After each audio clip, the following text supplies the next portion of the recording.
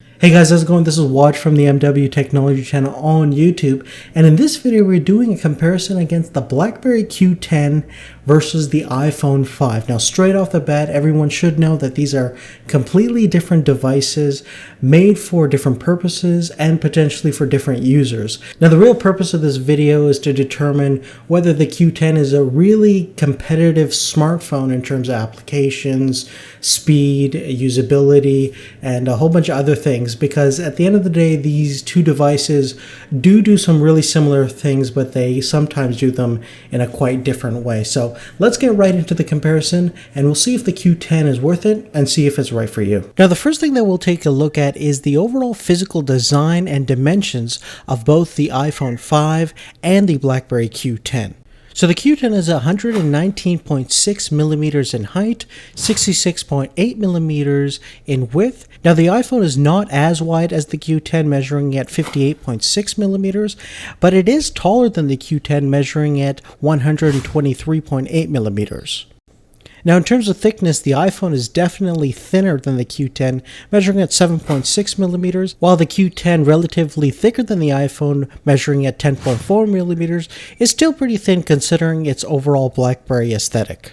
Now in terms of weight and overall feel, you'll definitely notice that the Blackberry Q10 is the heavier device, weighing about 139 grams versus the iPhone's really light 112 grams. Now one thing I do have to mention about the Blackberry Q10 is its overall weight distribution is fairly nice, really weighing itself down at the bottom of your hand when you're holding it in that typing position. So it's really comfortable to type with when you're holding it in that typical Blackberry way. Now in terms of build quality, I do have to admit that both these two devices are really on par with each other. Now, even though the Apple iPhone is made out of aluminum and really high-grade materials, the Blackberry Q10 is still made out of really durable, high-quality plastics, especially the buttons on the keyboard feel really nice and firm, and the back, everything feels really durable and made to last. Now, of course, one of the most important aspects about any mobile device these days is definitely the screen itself, and thankfully both of these screens in terms of overall pixel density and quality are really similar in terms of picture quality. Now obviously with the large 4-inch screen on the iPhone taking center stage of what the iPhone has to offer, you'll notice that the Q10 definitely has a smaller screen, measuring at 3.1 inches. Now obviously you're going to have to sacrifice the screen size in order to still have a fully featured QWERTY keyboard that you can type really fast on. Now in terms of resolution, the Q10 is 720 by 720, making it a perfect 1-to-1 square screen shape. And the iPhone, of course, has a wide screen measuring about 1136 by 640, making it more of a media consumption device that is able to play any HD videos on the full screen. And also because the iPhone's taller or wider screen size, you're able to see more things at one glance. If you look at a web page like how we have it right now, you're able to see a lot more information on the iPhone due to its larger screen size and higher vertical resolution. Now interestingly, even though you have more pixels available on the iPhone, its actual density is slightly lower than the Q10.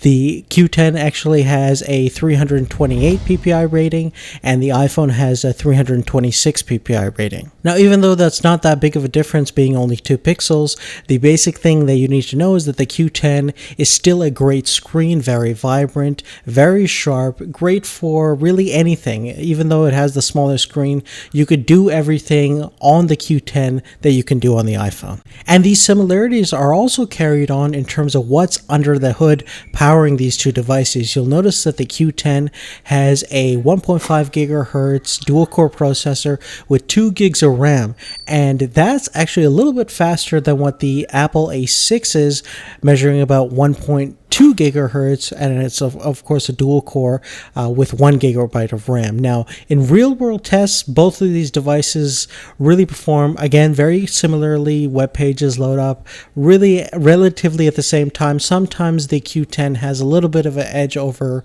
the iPhone 5, but nothing you're going to really brag about. Now of course, as we mentioned with the Blackberry Z10 review and comparison, the Blackberry OS is definitely a less mature OS than the iOS OS that you have on the Apple platform, which is one of the first next generation mobile operating systems ever.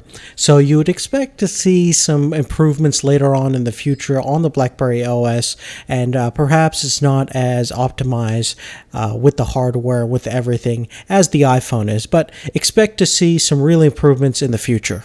Now, even though the Blackberry OS isn't as mature or as developed as iOS, it still has some really great advantages that iOS still doesn't have. First and foremost, the multitasking on the Blackberry OS is one of the best in smartphones ever. It's actually really, really powerful.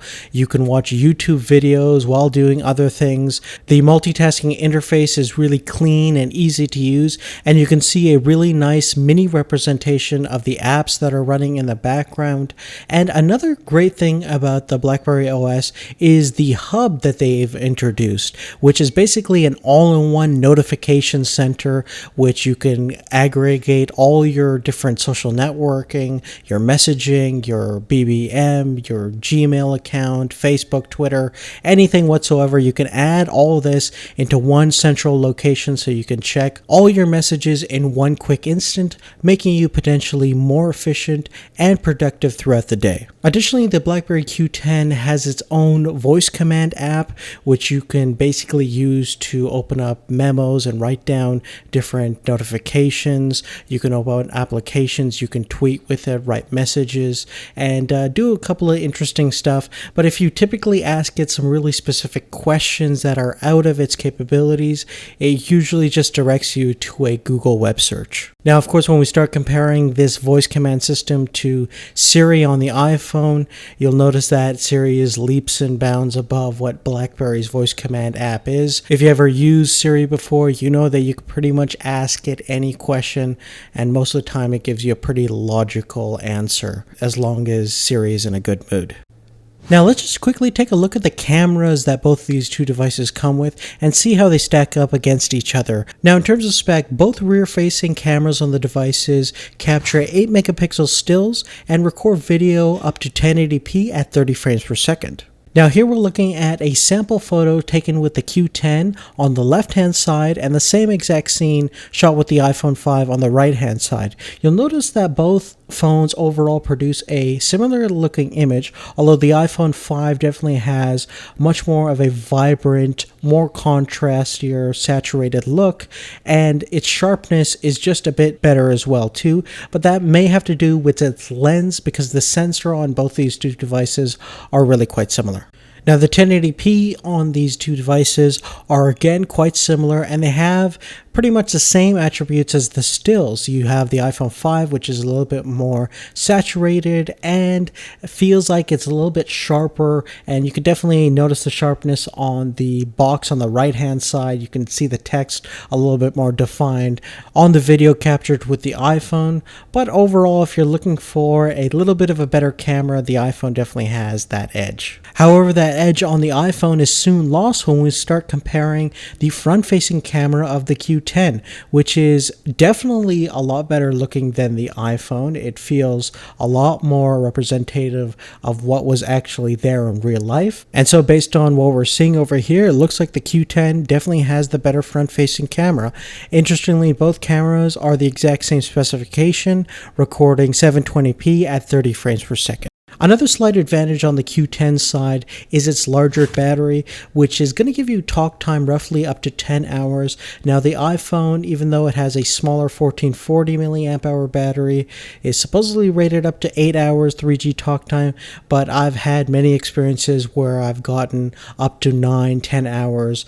But a great selling feature of the Blackberry Q10 is the fact that you can replace the battery by yourself. So if you're going on a long trip and you don't have any access to any AC power, you can definitely buy a whole bunch of these Blackberry Q10 batteries and go off on a long trip, on a long business trip or whatever, and you should be fine. Another great thing about the Q10 is that it also has expandable memory via micro SD card. So you can put in a micro SD card and expand the memory up to 64 gigs and have as much memory as you need. But that's really it, guys. If you have any questions about anything I talked about in this video, video, make sure to leave it on a comment down below. I would love to hear your thoughts on which kind of type of smartphone you like to prefer. Do you really like those physical keyboards still, or do you think they should just go away and there's really no use for them anymore in 2013? But love to hear your thoughts. If you liked the video, make sure to give us a thumbs up though, and favorite the video as well if you like it. That really helps us out tremendously. And make sure you're subscribed to our channel, Majid Sayed 2, where you'll find all the latest tech product reviews, comparisons, jailbreaking, Android rooting. We're also going to have a whole bunch of videos coming up soon comparing all the latest super phones against each other. So make sure you're tuned for that. But other than that, thank you so much for watching again, and we'll see you later. Take care.